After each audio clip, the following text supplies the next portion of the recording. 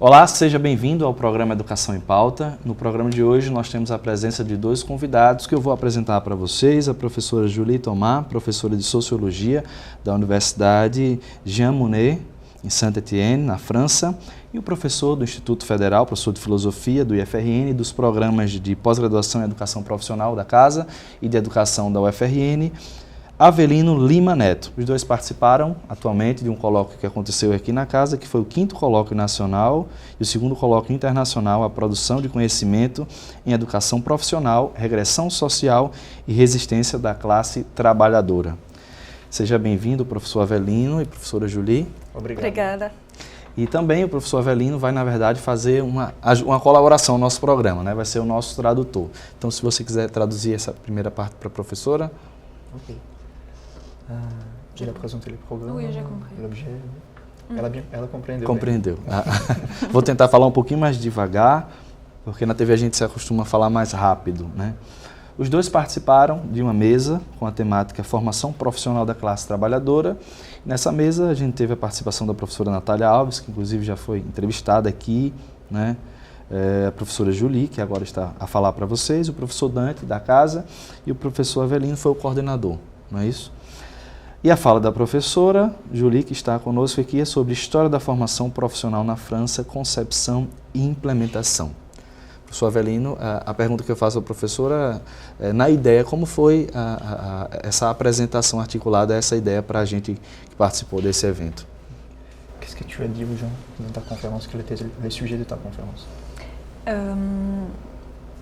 Ma conférence, elle a consisté à expliquer comment est venue l'idée politique de mettre en place un enseignement technique en France et à la fois quel type de milieux ont conceptualisé la question de l'enseignement technique et quelles ont été les forces qui ont été en présence et qui ont insufflé, qui ont eu un effet dans la mise en œuvre de l'enseignement technique, et plus particulièrement à partir de 1880 jusqu'à nos jours, avec grosso modo les forces politiques républicaines et les forces des industries. Okay. A intervenção da professora Julie na comunicação no colóquio foi sobre como foi concebido o ensino técnico e profissionalizante na França desde 1880 até os nossos dias, colocando em evidência em quais meios essa educação profissional surgiu, tanto do ponto de vista acadêmico, mas também do seu público, né? E também que forças políticas impulsionaram o desenvolvimento dessa educação profissional. De um lado, os republicanos na França e de outro lado, o ramo empresarial. Et ce qui est intéressant, c'est justement, j'ai fait ça pour qu'il puisse y avoir des points de comparaison avec le Brésil, et où on voit qu'il y a toujours une tension pour les politiques entre éduquer et socialiser la classe laborieuse, pour la canaliser, mais toujours la crainte que le fait de l'éduquer, ça fasse qu'elle veuille s'émanciper.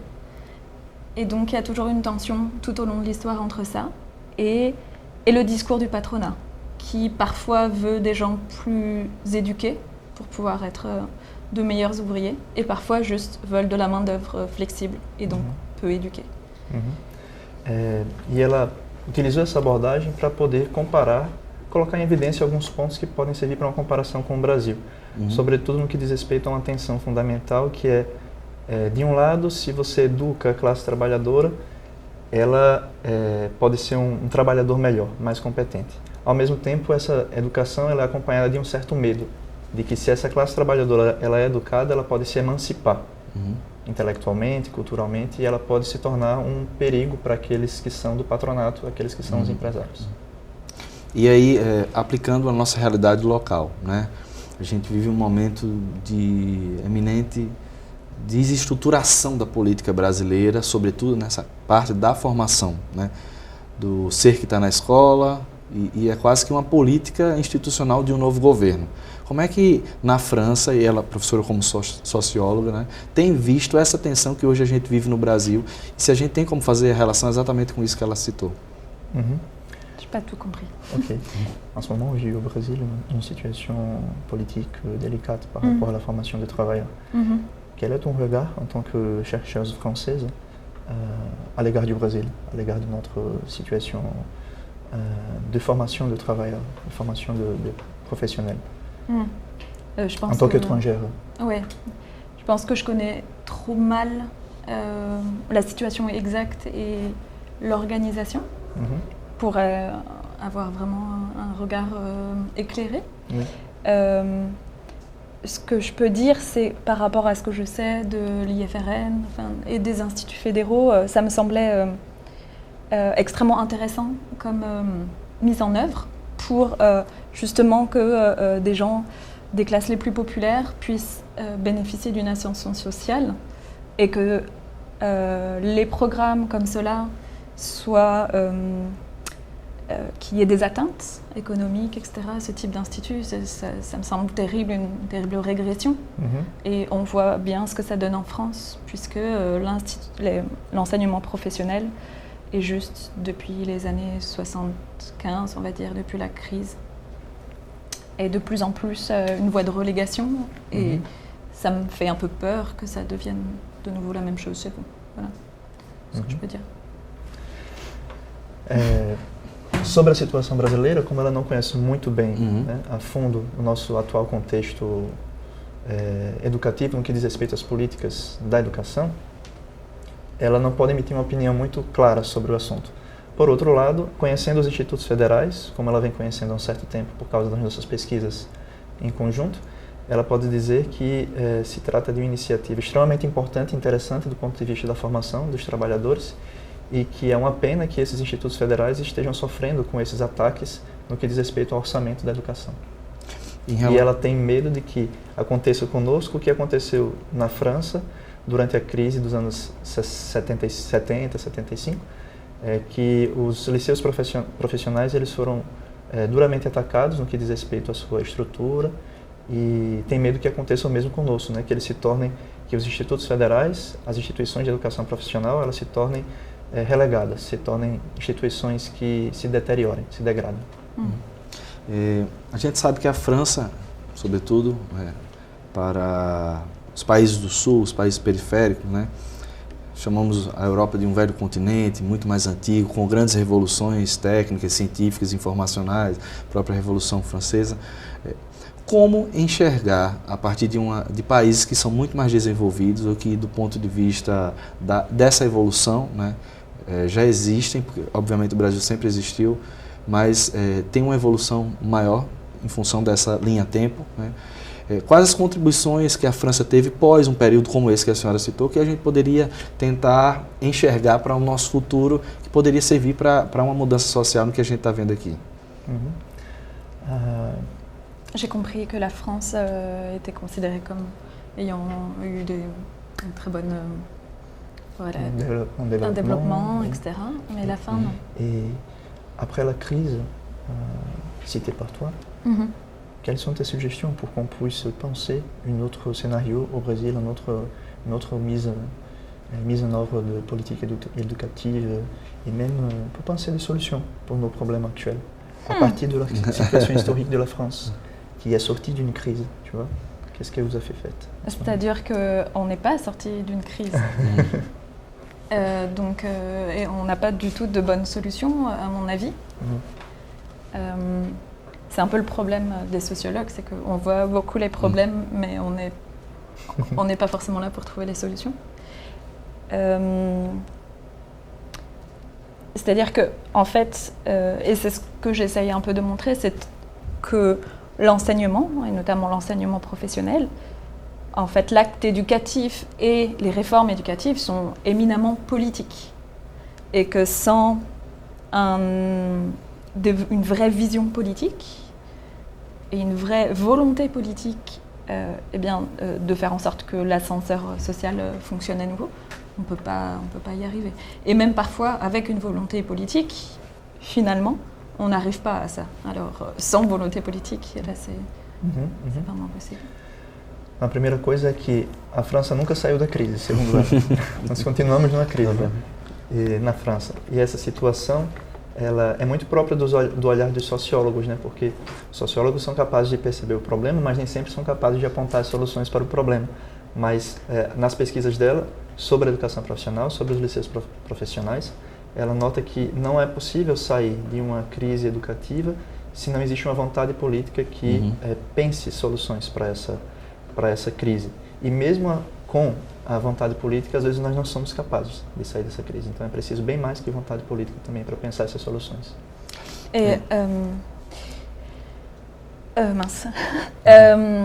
En fait, actuellement, et depuis en fait 30 ans, on va dire, les politiques ont tendance à dire que les sociologues ont une vision doloriste, c'est-à-dire ils voient toutes les choses avec douleur, etc. Tu vois, de la société, et que il faut juste faire un peu des efforts et puis être pragmatique, tu sais.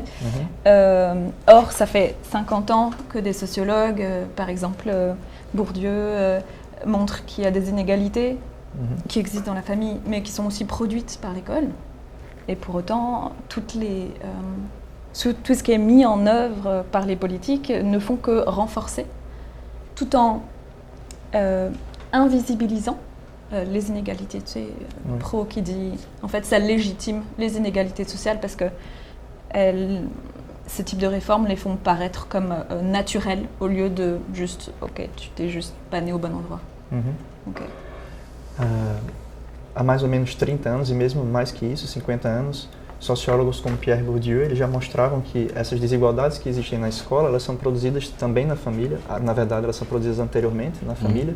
E a escola, muitas vezes, seja reforça essa desigualdade, seja invisibiliza a desigualdade também. Professor e professora Julie, infelizmente a gente vai fazer um intervalo, né? E a gente volta já com o segundo bloco, tá certo? Pode explicar para ela? On va faire une pause. Une pause, j'ai compris. Você de casa não saia daí, a gente vai para o intervalo, já a gente volta com o segundo bloco do programa Educação em Pauta. Até já.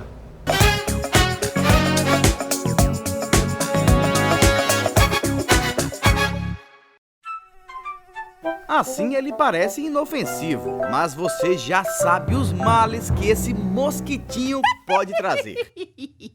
Por isso, todo cuidado é pouco para que o Aedes aegypti não se prolifere. Aí vão algumas dicas. Verifique caixas, reservatórios e depósitos de água. Eles devem permanecer limpos e lacrados. Deixe o terreno limpo de copos plásticos, pneus, sacos de lixo. Não parece, mas eles podem ser criadouros do mosquito. As calhas dos telhados devem estar sempre limpas e desentupidas. O acúmulo de água é um local ideal para o Aedes aegypti. Coloque telas nas janelas da sua casa. Isso evita visitas indesejadas ao longo do dia. Ter bichinho em casa é bom, mas lembre sempre de trocar a água dele e de lavar o recipiente. Caso tenha alguma dúvida, entre nesse site ou ligue para esse número. É o seu canal de comunicação com o governo federal.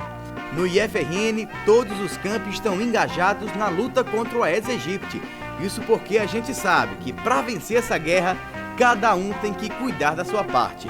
Entre na luta você também e prove que um mosquito como esse não é mais forte que um país inteiro.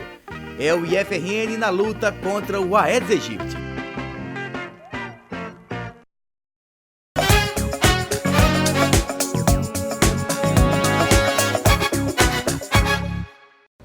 Voltamos no intervalo com o segundo bloco do programa Educação em Pauta e vou apresentar mais uma vez os nossos entrevistados, a professora Julie Thomas, da Universidade Jean Monnet, de Saint-Étienne, na França, e o professor Avelino Lima Neto, professor do IFRN, do programa de pós-graduação em Educação Profissional e também de Educação.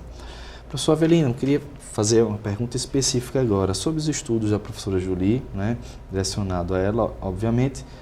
Como é que ficou essa relação, tendo em vista que dentro das pesquisas dela, ela apresenta também uma questão de gênero na educação profissional? Existe uma distribuição, por exemplo, no Brasil, e até hoje a gente, né, vive um reflexo desse mundo machista, né,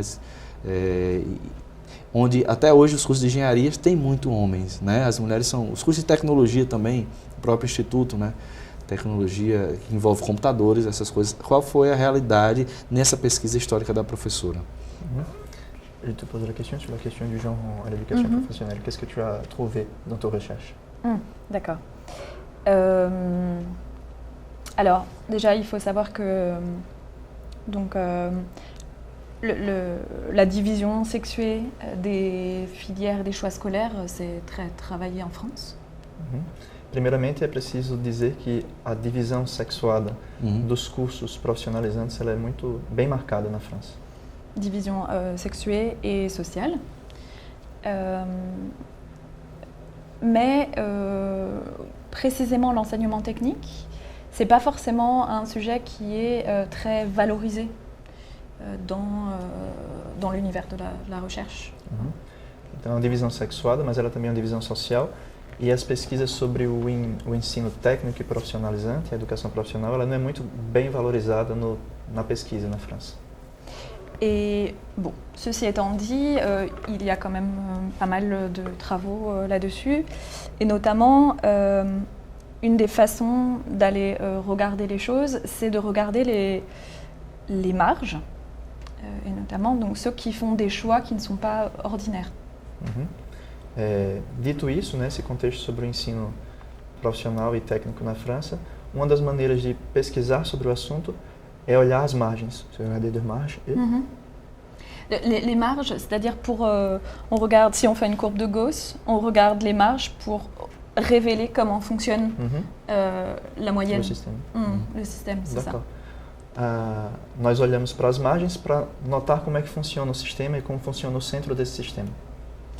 Et donc, dans ce cadre, moi j'ai étudié les parcours des jeunes filles qui faisaient des choix considérés socialement comme masculins, aussi bien dans l'enseignement vraiment professionnel que technologique et que général. Mais il faut que j'explique comment fonctionne le système français. Peut-être tu traduis ça déjà. Oui. Então, nas pesquisas dela, ela começou a fazer essa pesquisa das margens para o centro, olhando para os percursos de educação, os cursos profissionalizantes, escolhidos pelas meninas, tanto no nível do liceu profissional, né, o nosso ensino médio integrado, a educação profissional, tanto no nível tecnológico, o lycée professionnel, o nível tecnológico et le lycée général. E o ensino médio normal. Que a gente chama propedêutico aqui, né? Seria? O ensino médio regular. Regular, né? Separado da educação profissional. Educação profissional.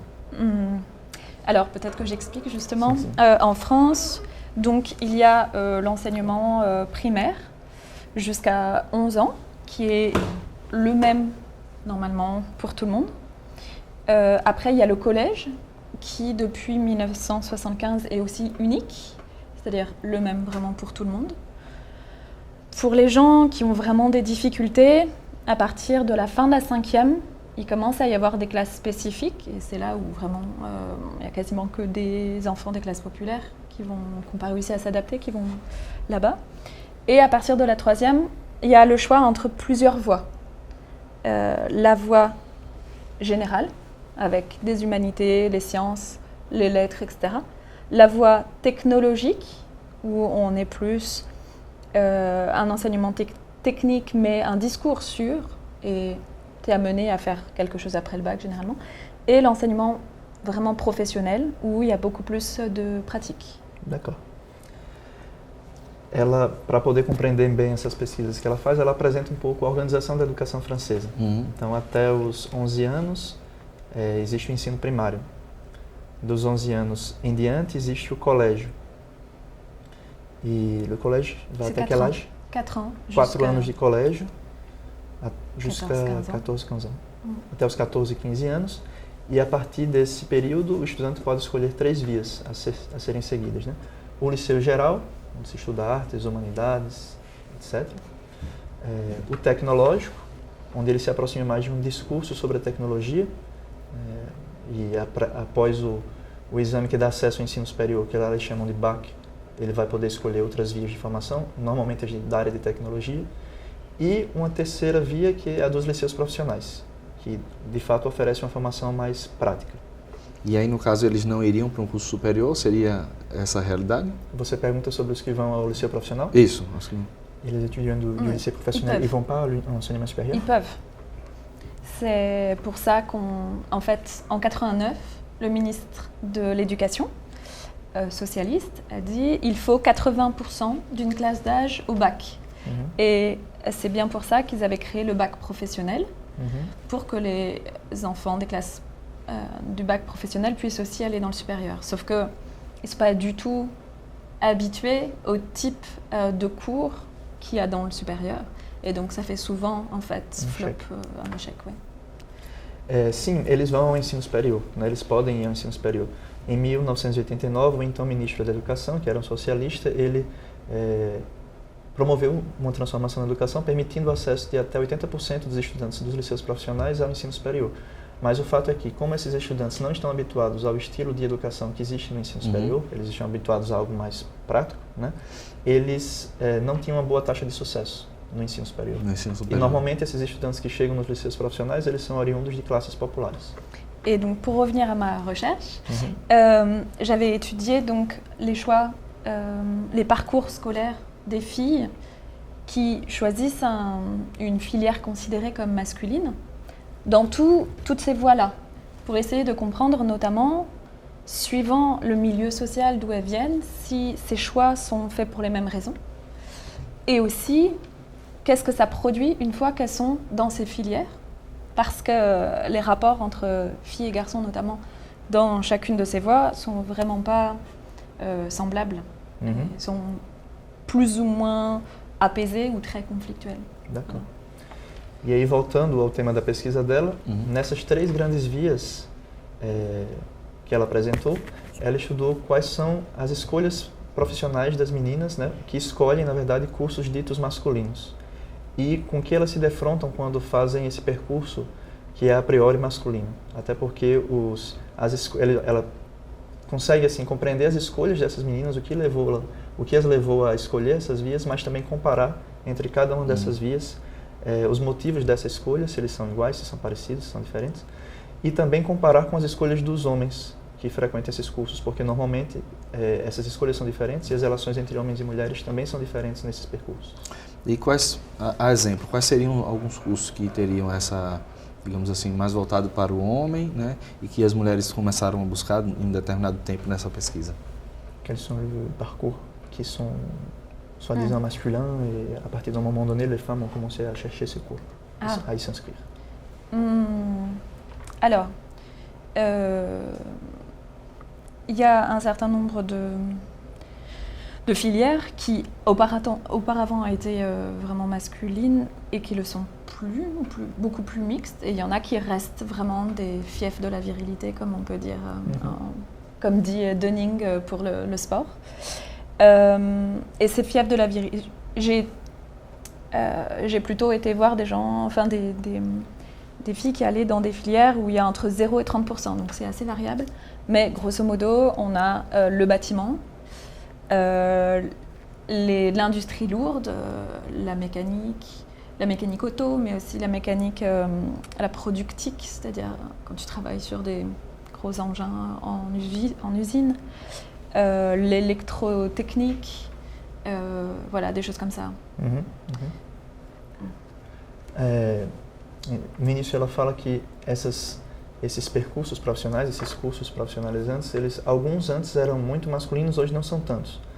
Mas normalmente as pesquisas dela se deram nos cursos de edificações, de mecânica, de eletrotécnica, de usinagem pesada, né? Esses cursos que trabalham com material pesado na indústria.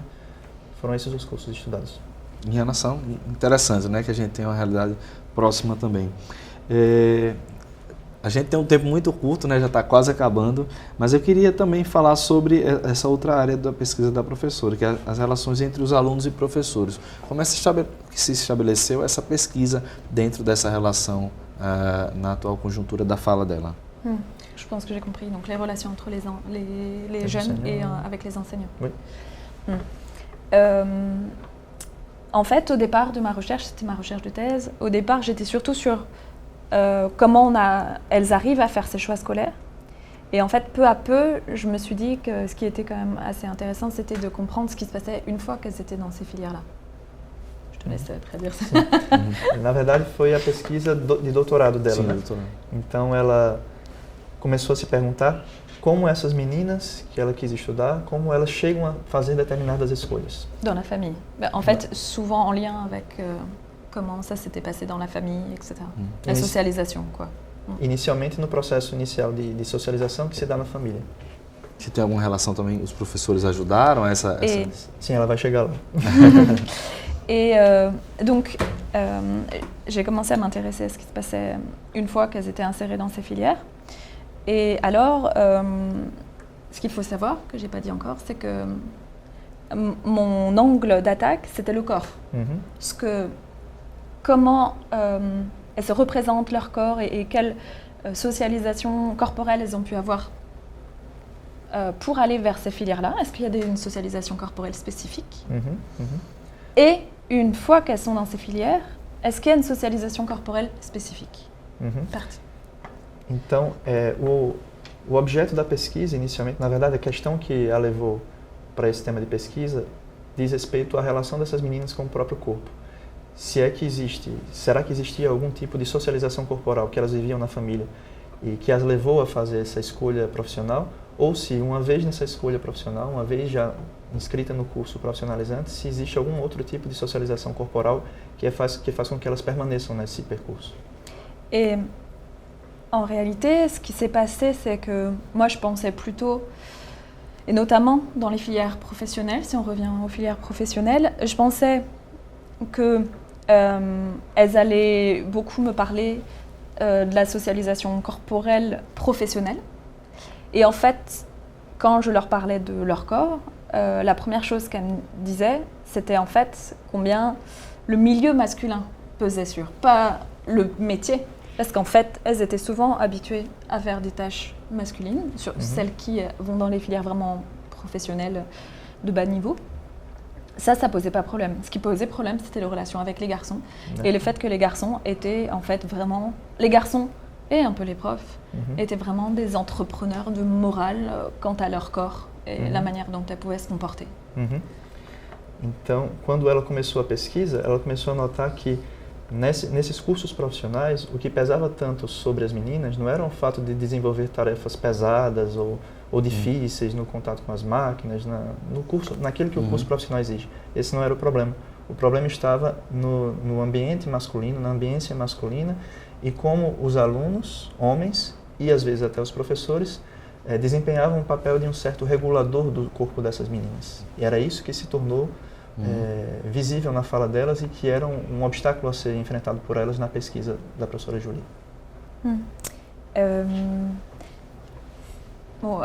Sans rentrer beaucoup dans les détails, mais grosso modo, ce qui se passait, c'est que quand elles étaient considérées comme trop masculines, notamment parce qu'elles avaient fait des sports de combat, etc., dans leur enfance, eh bien, les garçons leur disent « t'es un bonhomme, t'es un mec ou t'es une lesbienne », enfin, dit de manière moins sympa. Et quand elles sont féminines, ou plutôt souvent quand elles se féminisent, alors là, il faut qu'elles soient en fait vraiment sur une ligne de crête, parce que dès qu'elles se féminisent, et comme elles n'ont pas trop l'habitude, eh bien, c'est tout de suite une réputation de légèreté sexuelle qui plane sur elles. Donc, c'est très difficile, en fait. Elles ne sont jamais où on leur demande d'être, elles ne peuvent pas l'être, en fait. E ela começou a notar que essas meninas, essas moças, elas nunca estão no lugar onde deveriam estar, no que diz respeito ao olhar dos homens sobre elas. Porque, de um lado, elas eram consideradas muito masculinas por fazer esse tipo de atividade, e muitas delas desempenharam atividades físicas de atleta, de artes marciais na infância, por exemplo. Então elas eram consideradas masculinas ou mesmo lésbicas, num sentido pejorativo, ofensivo. E por outro lado, quando elas começavam a se feminizar, se notava uma certa conotação sexual dos homens em relação a elas. Então, por isso, elas nunca sabiam bem onde deveriam estar. É uma linha muito tênue entre a masculinização et la féminisation. Et c'est particulièrement fort, en fait, dans les filières professionnelles. Notamment parce que c'est des filières, en France, de relégation sociale. Et que les filles apparaissent vraiment comme des concurrentes. dans le futur placement professionnel dans un métier. C'est moins le cas dans les filières technologiques et générales, notamment parce que je pense que globalement, déjà, c'est pas la même socialisation familiale, etc. Mais aussi parce que, en fait, ils savent que potentiellement, il y a encore les études après-bac, etc., que le classement, il est pas tout de suite. Et c'est... je te laisse finir, tire ça. Então, ela nota que essas relações são notadamente presentes nos cursos profissionais, porque existe uma certa ideia de que as meninas elas vão competir com eles no mercado profissional logo após a formação profissional, aquele período de estudos, o que não é o caso nos cursos tecnológicos, que ainda vão exigir mais alguns 3 ou 4 anos de estudos posteriores. E isso porque nos cursos profissionais na França, eles são conhecidos e reconhecidos como cursos de relegação social. Então, os meios são muito populares, eles vão ao trabalho depois, então essas demandas começam a aparecer de maneira muito tensionnée. Et dernière chose, c'est d'autant plus dur pour elles dans les cours professionnels que généralement c'est celles qui ont le plus vraiment désiré aller dans une filière de garçons pour être avec des garçons parce qu'elles ont par exemple fait beaucoup de choses avec des copains quand elles étaient petites, elles ont vraiment été socialisées, ce qu'on appelle la socialisation inversée pour nous, donc comme un garçon, traîner avec des garçons, etc. Et là, donc ça a toujours été des copains. Et là, elles se retrouvent en concurrence avec eux et ça change totalement la donne en fait. C'est pas trop le cas des autres filles qui vont vers les filières générales et technologiques. C'est beaucoup moins ce type de socialisation-là. Et donc c'est d'autant plus dur pour elles de se retrouver confrontées à ça. E é mais difícil para essas moças que vão para os cursos profissionalizantes porque normalmente elas são socializadas desde a infância com meninos. Elas são mais amigas de meninos, é o que eles chamam de socialização inversa. E quando elas chegam no liceu profissional e notam que existe um outro tipo de relação com os meninos, elas são agora concorrentes e não mais amigas, é muito duro para elas. O que não é o caso das meninas que vão para o percurso tecnológico, né? Porque isso vem uma sociedade diferente. Ok, muito obrigado. Infelizmente, se a gente pudesse, continuaria entendendo um pouco mais dessa realidade francesa para talvez compreender um pouco mais da nossa realidade, né, e refutar algumas coisas que têm acontecido no nosso país. Mas a professora Geli, agradeço, também a professora Avelino, muito obrigado pela entrevista de hoje. Obrigada, de nada. E a você de casa, muito obrigado pela sua audiência. A gente termina aqui mais uma edição do programa Educação em Pauta, fazendo o convite para que no próximo sábado você sintonize na tela da TV Câmara às 10h30 e também assista ao nosso programa na reprise que acontece todos os domingos, também no mesmo horário às 10h30. A gente se vê na próxima edição do programa Educação em Pauta. Até lá!